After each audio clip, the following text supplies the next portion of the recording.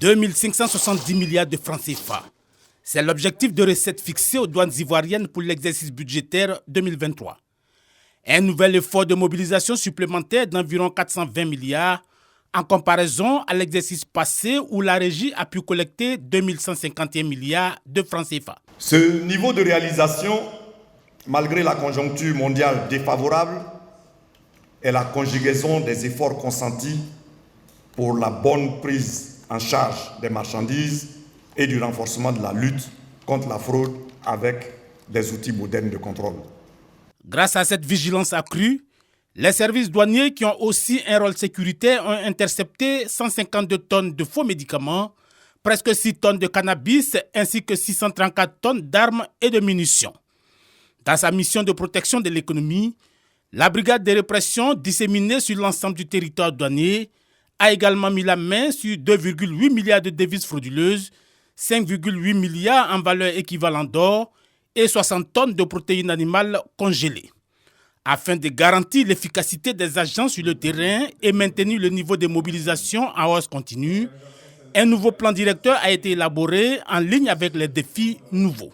Je citerai en premier, naturellement, la réalisation des objectifs de recettes pour l'année 2023.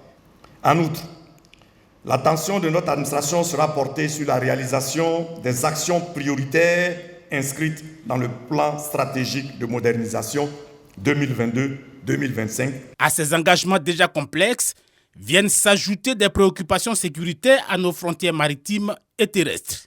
Il s'agira pour la douane à cet effet de conduire efficacement la construction d'un quai d'accostage et du hangar de maintenance des vedettes, l'acquisition de scanners et enfin l'installation de systèmes de vidéosurveillance aux frontières.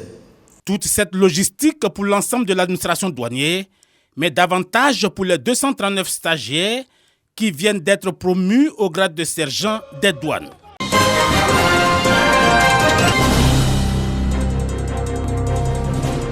Les maladies infectieuses tropicales telles que le VIH, SIDA, l'hépatite B et la COVID-19 font l'objet d'une surveillance particulière de la part du ministère de la Santé et des partenaires bilatéraux.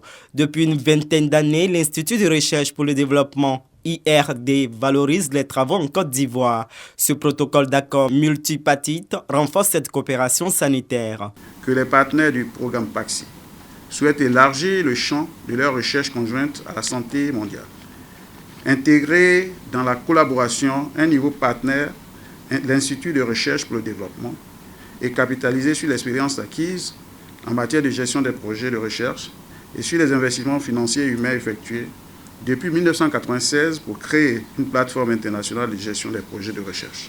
La conjugaison des efforts des différents centres de recherche est nécessaire pour apporter une réponse rigoureuse à ces pathologies infectieuses et tropicales. La plateforme de recherche internationale PRISM CI est aussi une aubaine pour les chercheurs ivoiriens. Une caractéristique de notre recherche scientifique aujourd'hui, c'est qu'elle fait beaucoup de valorisation en termes académiques, c'est-à-dire en termes de production du savoir, mais en termes de valorisation économique, j'aurais dit socio-économique, on est un peu à la traîne. Nous sommes de plein pied dans ce que nous appelons la valorisation socio-économique de la recherche. L'Université de Bordeaux, l'Institut national de la santé et de la recherche médicale, l'Agence nationale de recherche sur le sida et les hépatites virales et le programme PAXI renouvellent ainsi l'alliance formalisée en 1996.